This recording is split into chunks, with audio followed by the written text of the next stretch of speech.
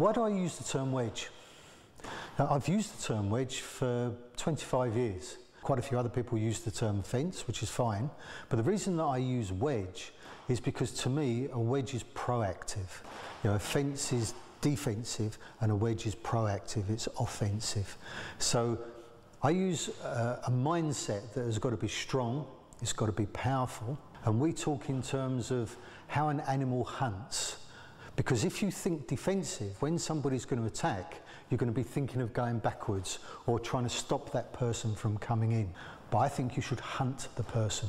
Once you decide the fight is on, then you've got to look in terms of you know what you're going to do and you're going to do it. Whatever they throw, don't think of blocking. If you think about blocking, they're probably just going to walk straight through you. So you need to be able to develop skills to be able to ignore what they're doing to you. So like an animal, when it hunts, it's not thinking, oh, it might attack me. It's just looking for its dinner. So in a sense, you should be looking for your dinner. You should be looking to just get the job done. So hunt the other person.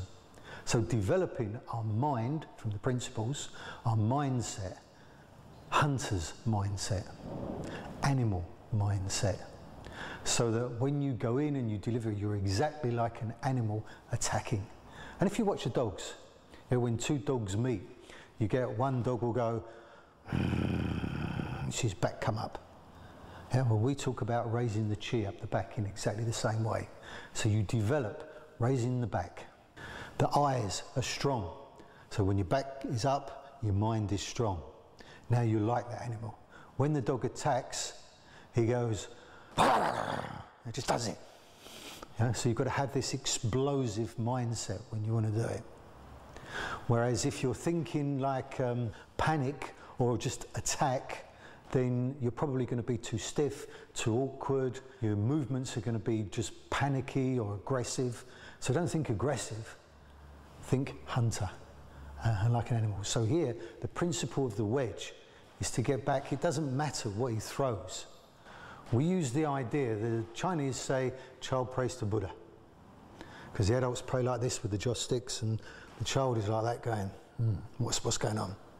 Yeah? Here, this is the position. If you look at any of your, whatever you do in karate, your blocks would start from these points. This is the Chinese would say the jeet point, the point you intercept the opponent. So the point you touch the opponent. For me, from a self-defense point of view, that's the most important point. If at that point you're blocking, then the opponent's just going to carry on. But if you're wedging, you just go straight through. So the important part here is when his arms are up, the arm will wedge through. So even as he punches, the arm will just come straight through. As he punches, come straight through. So it can be on any of these gates. It can be this way, this way, this way, this way. It doesn't make any difference. Whatever he throws, we're just going to wedge it and just go straight through. If it's preemptive, you're still wedging anyway, even if there isn't anything there. So the idea being, once you've made your mind up that you're going to hit him, once you know it's on, once you know this is going to go to a fight, there's nothing defensive in it.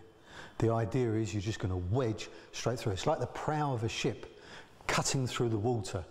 It could be his arms, legs, body, head. It could be your hands. It could be your elbow. This is a wedge. This is a wedge. This is a wedge. So the idea of the wedge principle is that anything slips and enters in through him. So this is why the wedge is a principle, not a technique. Now we're thinking of it here specifically in terms of in our mind. Every time our hand comes out, even if we're going to perform a blocking or trapping type of movement, you wedge first. Now you think of your katas or your forms. Think of every time you bring your hand to that point. So even if you were going to block, you bring your hand to this point first, that's a wedge. So in your mind, that's a strike. When you bring this hand to here, this is a strike. So you've got two wedges in every block that you might have within your karate system. Look at locking or throwing. So every time you lock an arm, this is not strong, this is, because it's on a wedge. It's on this shape. This is the way the arms are strong to the body. Now the other part of what we're doing, we need this aliveness to go through the body. So it's soft, it's not stiff. right? But it's alive.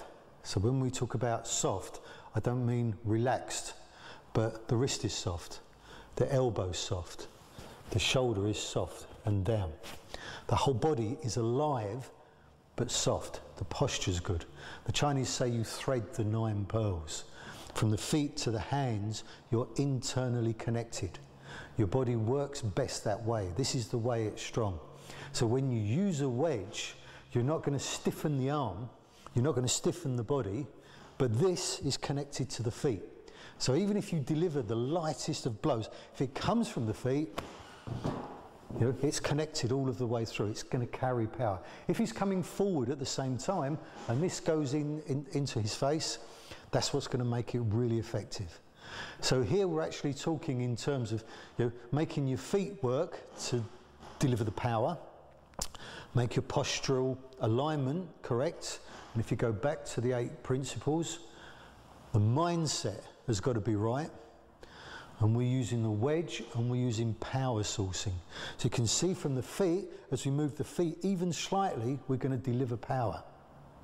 So a slight movement of the feet and a slight spiraling movement of the body means that any attack that he's going to come in with, when you move in, you move forwards, you move your feet, because that is going to move all of your body weight. You're turning the body and spiraling it. The arm is coming up to the wedge point. I like to use an open hand because it's not offensive. If you're on CCTV or there are other people around or whatever, you're not being offensive. If you just punch or hit someone, that's definitely offensive. But if you say something like, no, stop, move your feet slightly, bring your hand up, you can quite fairly say, I put my hand up and said stop. So at this point, when he comes in, if you move slightly back, as he comes in with his punch, both feet come in, come straight in. This is the point where you can hit straight into the face, and from there, if need be, you can claw, go into a clinch, grapple, take him down from there. So every single technique that we do, we use hunter's mindset and we use a wedge first. So even if we then deliver a block, a trap or whatever, in our mind, the first part of the movement is always offensive, hunting, not panic, not tense, relaxed, soft, internally connected, powerful, moving all of the body weight, moving it into a spiraling fashion. We'll go more into power sourcing later on. And normally I would deliver with an open hand, but can also be done with a fist, which is your basis of the jab punch.